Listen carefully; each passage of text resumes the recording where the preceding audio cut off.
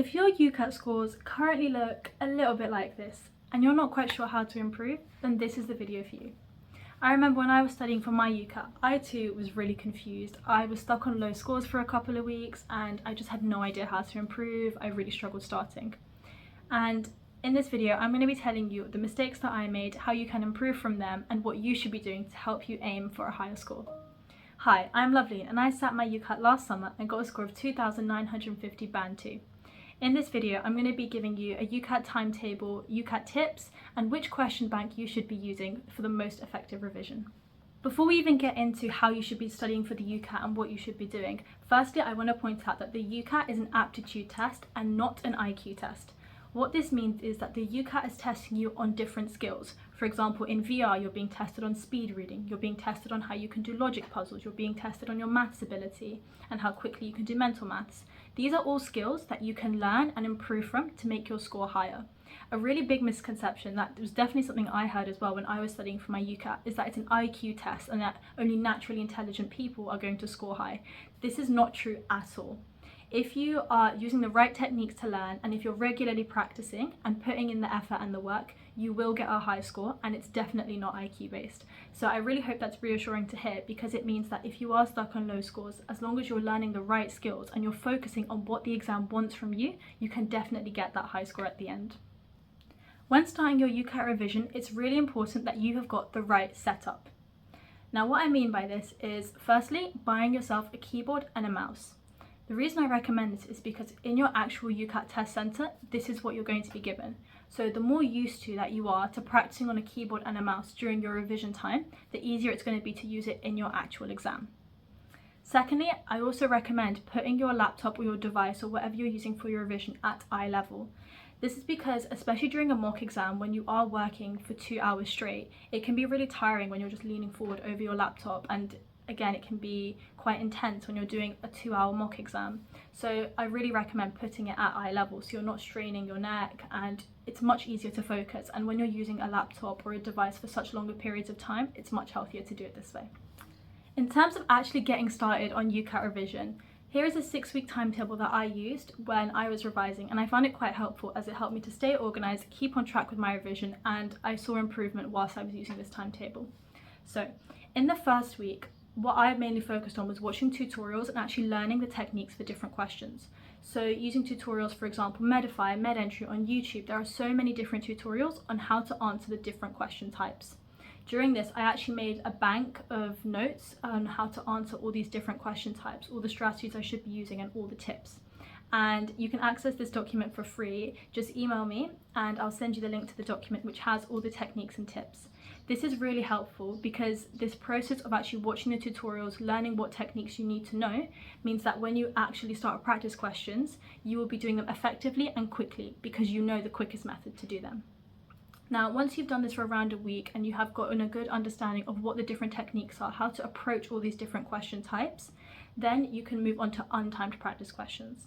Now, I did untimed practice questions for around 2 weeks.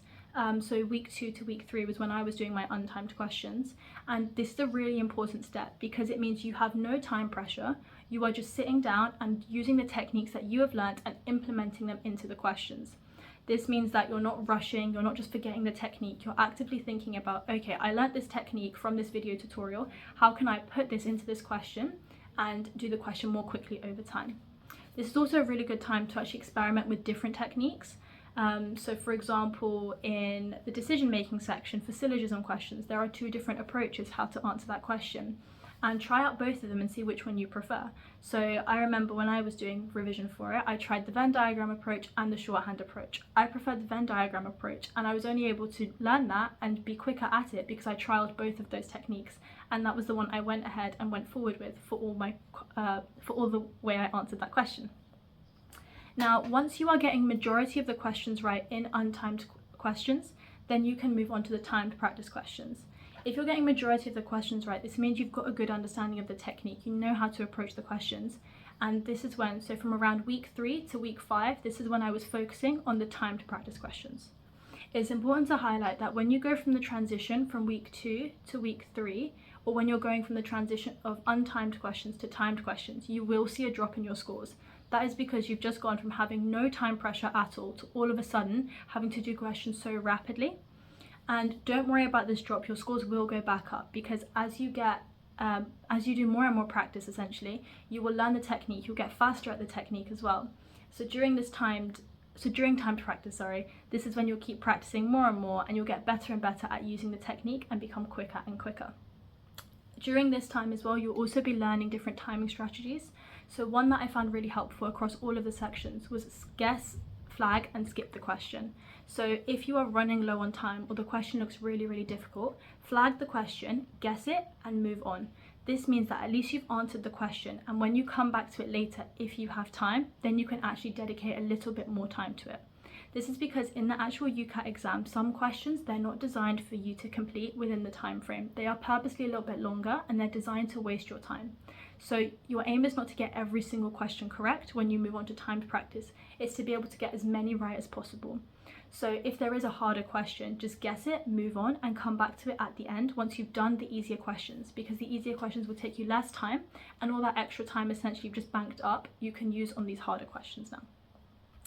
Then in the last 2 weeks of my revision, so around week 6 and week 7, this is when I started doing full mock exams. So I did one mock exam every single day, which took me 2 hours. I would probably do this in the morning because this was the time that my actual UCAT exam was. And then go and take a break, just do something different, go grab some food, as the exam is really intense and it is really important just to take that break and not just immediately go back and start looking through the exam. Once you've taken that break, come back to it, and during these 2 weeks, it's really important that you're repeating this process. You're doing a mock exam, you're going to do in-depth reflection, and then you're going to work on the areas that you have gotten wrong. So I'm going to talk about reflection a little bit later, but what this process does is it helps you to identify your weak points, and these are basically your small improvements that you need to be doing every day towards your test day. So then on your test day, this is basically the day that you peak and you're getting your highest UCAT scores. Another thing I would really recommend is that do your UCAT mock test in those 2 weeks leading up to at the same time that your actual UCAT exam was. So I believe my exam was at 12 o'clock, so I would always sit my mock exams at 12 o'clock so that it basically felt routine, and by the time it was my actual day, again, it just reduces stress because I've done it for 2 weeks straight already. Now moving on to the point of reflection. I briefly mentioned this before, and now I'm going to tell you how you should be reflecting from your mock exams and why this is so important. So after you've done a mock exam, or even after you've done your timed practice question sessions, what you should be doing is going back and looking at what you have gotten wrong. So any questions that you flagged because you didn't understand them, any questions you skipped because you didn't have time to, or you just got wrong, what you need to do is go back to the question, and after every question they have an explanation which tells you why the answer is the correct answer. Read that explanation. Then this is a tip that I really recommend, and I definitely did, which helped me to improve my scores a lot, was once you've read that explanation, you need to decide, is this a silly mistake question and now because I've read the explanation I understand it? Or is this a much bigger problem and I really don't understand where I've gone wrong? If it's the first option and it's a small mistake which you can easily improve from, what I did was I would screenshot that question and I would put it either into a document or onto a flashcard set. So I would put it into Anki and I would review that flashcard set every morning. So basically I was regularly reviewing all my old mistakes, so it stopped me from making that mistake again. You can even put it onto a document, you can use any other flashcard website. I would recommend doing it online though, rather than handwriting them, as it just saves more time. If this is the second option, where this is a question where you genuinely don't understand where you've gone wrong, then look at that question type and watch another tutorial on it, or check why you've gotten that question wrong and try to work out what it is that you don't understand. Once you watch a tutorial, or if you've identified that this type of question is one I keep consistently getting wrong, then you need to do focused practice on just that area.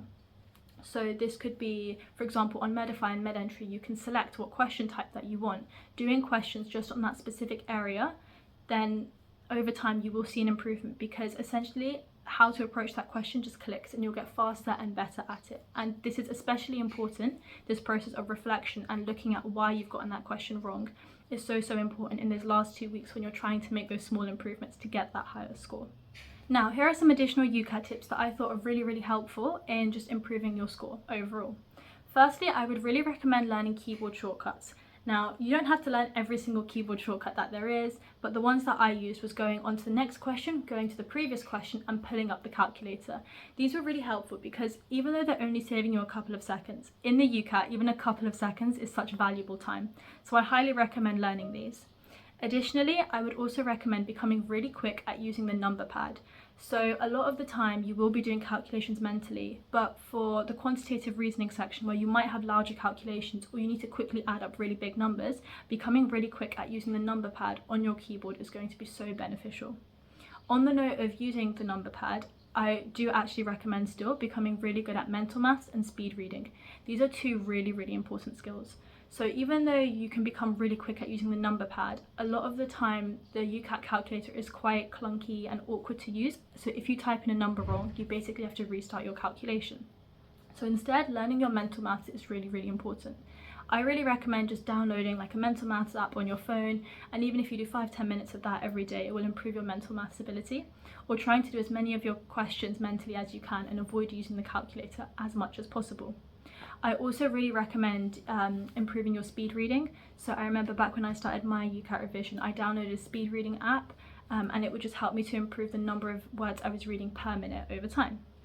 Another way you can do that is just picking up an article or picking up a piece of text you've never seen before and skim reading it as quickly as you can. And then after you've skim read it, write down everything you remember from that article, just skim reading it once, and then just go back and cross-check and see if you can improve how much you're remembering.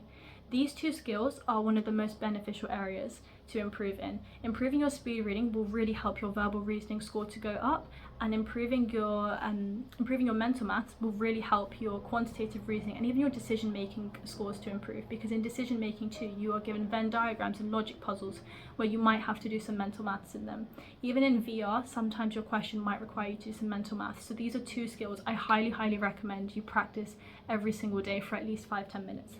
The way you can practice these, of course, is by downloading apps. One thing that I quite liked using was using the skills trainers on both Medify and MedEntry. Now, both of these question banks had skills trainers, which you can use to practice these skills and improve on over time. A couple of the other tips that I previously mentioned before as well was sitting your exam at the same time that your actual test date is booked for. Again, this just helps you to be more focused and get more used to the exam. And the other tip that I mentioned was basically creating a bank of every question that you've gotten wrong so that you can go back and look on your mistakes and make sure you're not repeating those mistakes again. My final piece of advice is just in the actual UCAT exam, the way the setup works is in your exam you'll probably get given like either a whiteboard and a pen, or you'll be given a paper and a pen or pencil to write with. So when you are doing your actual UCAT revision as well, I recommend having a similar setup. So try having your desk clear and just having only those things to practice with. And the final most commonly asked question is, which question bank should you be using for your UCAT revision?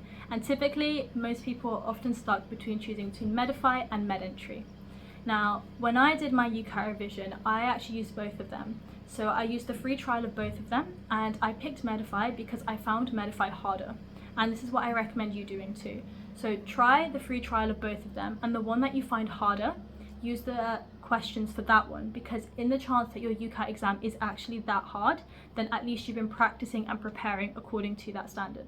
So I remember when I was doing my UCAT, Medify was the harder one, and it was actually harder than my actual UCAT exam, and this was helpful because on Medify my scores were slightly lower than what my actual UCAT score ended up being.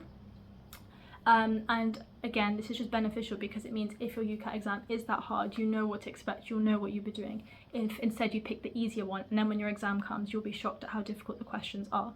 It is important to remember that just because Medify was the hardest for my year does not mean it's the hardest for every single year's. And again, it's also an individual thing. I know some people in my year, they preferred MedEntry over Medify, and in the previous year to mine, they actually found MedEntry harder than Medify. So bear that in mind and make sure you're trialing both. And I would recommend also using the free trial for both of them, as from what I can remember, both of them allow you to do a couple of mock exams for free too. So towards the end of your revision, you can swap between the harder one and the easier one in terms of the mock exams that you are doing. I hope you found this video helpful and all the different UCAT tips that were in it. If you would like more detailed UCAT tips on how to approach each of the individual sections, please email me to access my free notes, which have tips and strategies on all the different questions, and check out my videos too, which have specific strategies and go into in-depth on how to answer all the different UCAT question types.